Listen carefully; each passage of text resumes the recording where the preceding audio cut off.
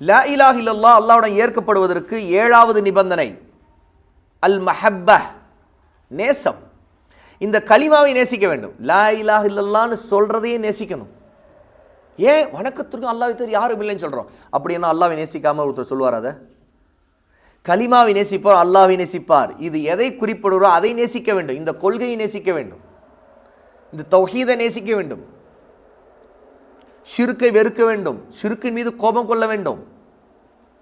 அப்ப இந்த கலிமாவை நேசிப்பதால் அல்லாஹ்வை அவர் நேசிக்கிறார். அல்லாஹ்வை நேசிப்பதால் தான் இந்த கலிமாவை சொல்லுகிறார். அந்த கலிமா சொல்லக்கூடிய கருத்தை நேசிக்கிறார். இது எதை எதிர்பார்க்கிறதோ அதன்படி செயல்படுகிற மக்களை நேசிக்க வேண்டும். பாருங்க, லா இலாஹ இல்லல்லாஹ் சொன்னவங்களை நேசிக்கணும், உண்மையாக தௌஹீதுல இருக்கக்கூடியவங்களை நேசிக்கணும். ஏன்? இந்த கலிமா மக்களை ஒன்றுபடுத்தும். லா இலாஹ இல்லல்லாஹ் மக்களின் உள்ளங்களை நேசத்தை கொண்டு வரும். ஏன்னா அல்லாஹ்வை நேசிக்கிறவர் அல்லாஹ்வை வணங்கக்கூடியவர்களை நேசிப்பார். அல்லாஹ்வை நேசிக்கிறவர் அல்லாஹ் அல்லாதவர்களை வணங்குகின்ற மக்களை வெறுப்பார். ஆகவேதான் லா இலாஹ இல்லல்லாஹ் அல் வலா வல் பராவுடைய கொள்கையை சொல்லிக் கொடுக்குது. அல் வலா என்றால் நேசம் கொள்ளுதல், நெருக்கம் கடைபிடித்தல். நாம் யாரை நேசம் கொண்டு நெருக்கம் கடைபிடிப்போம்னு கேட்டால், யார் லா இலாஹ இல்லல்லாஹ் உண்மையாகவே நேசித்து அதன்படி நடக்கிறாரோ அவரை நேசிப்போம், அவருடைய நெருக்கம் கடைபிடிப்போம். யார் லா இலாஹ இல்லல்லாஹ்வை நேசிக்கவில்லையோ, அதன்படி நடக்கவில்லையோ, அல்லாஹ்வுக்கு இணை வைக்கிறாரோ அவரை வெறுப்போம், அந்த கொள்கையை வெறுப்போம், அவரை விட்டு விலகி இருப்போம். அதான் அல் பரா. இப்போ லா இலாஹ இல்லல்லாஹ்வுடைய நேசம்ங்கிறது அல் வலாவாக இருக்குது. அதற்கு எதிரானதை வெறுக்கிறதுங்கிறது அல் பராவா இருக்கு, வெளிப்படுது. அதாவது அதை விலகுவது, அதை விட்டு விலகுது, அதை விலக்குவதில் இருக்குது. இதைத்தான் ஷேக் அவர்கள் இங்கு குறிப்பிட அல்லாஹ் கூறுகிறான், வமினன் நாஸி மை யத்தஹிது மின் தூனில்லாஹி அன்தாதை யுஹிப்பூனஹும் கஹுப்பில்லாஹ் வல்லதீன ஆமனு அஷத்து ஹுப்பல் லில்லாஹ். அல்லாஹ் அல்லாதவற்றை அவனுக்கு இணையாக எடுத்துக்கொண்டு அல்லாஹ்வை நேசிப்பது போல அவற்றை நேசிப்பவர்களும் மனிதர்களில் பலர் இருக்கிறார்கள். அவங்க என்ன செய்கிறாங்க? அல்லாஹ்வுக்கு இணை வைத்து கொண்டு தாங்க வணங்கி கொண்டிருக்கின்றவற்றை நேசிக்கிறார்கள்.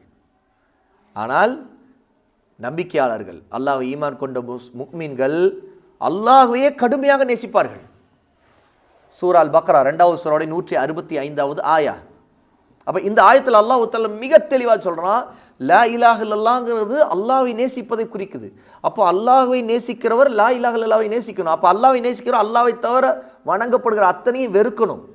ஆனால் பாருங்கள், லா இலாஹ இல்லல்லாஹ்வை நேசிக்காதவங்க அல்லாஹ் அல்லாத தாங்கள் வணங்கக்கூடிய தெய்வங்களை, சிலைகளை அல்லாஹ்வை நேசிப்பதை போல நேசிக்கிறாங்களாம். மனிதர்கள் பலர் இருக்கிறாங்களா அந்த மாதிரி. வமினன் நாஸி மை யத்தஹிது மின் தூனில்லாஹி அன்தாதா யுஹிப்பூனஹும் கஹுப்பில்லாஹ். மனிதர்களில் பலர் இருக்கிறார்கள், அவர்கள் தாங்கள் வணங்கக்கூடிய தெய்வங்களை நேசிக்கிறார்கள். எப்படி என்றால் அல்லாஹ்வை நேசிப்பதை போல தாங்கள் வணங்கக்கூடியவற்றை நேசிக்கிறார்கள். வல்லதீன ஆமனு, அல்லாஹ்வை நம்பிக்கை கொண்டவர்களோ அஷத்து ஹுப்பல் லில்லாஹ், அல்லாஹ்வை கடுமையாக உறுதியாக நேசிப்பார்கள் என்று அல்லாஹ் தஆலா சொல்றாங்க.